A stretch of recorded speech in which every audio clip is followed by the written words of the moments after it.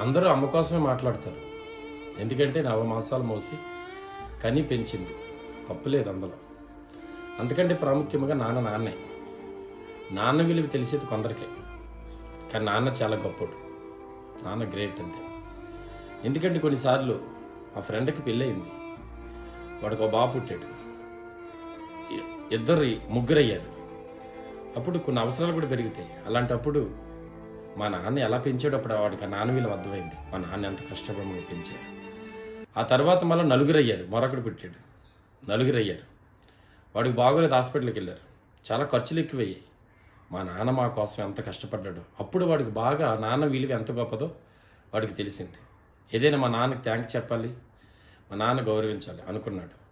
అలాంటి సందర్భంలో వచ్చేటప్పుడు ఆ నాన్న లేడు, చనిపోయాడు కదా. నాన్న ఉండేటప్పుడు గౌరవించండి, నాన్న సన్మానించండి, నాన్నకి థ్యాంక్స్ చెప్పండి.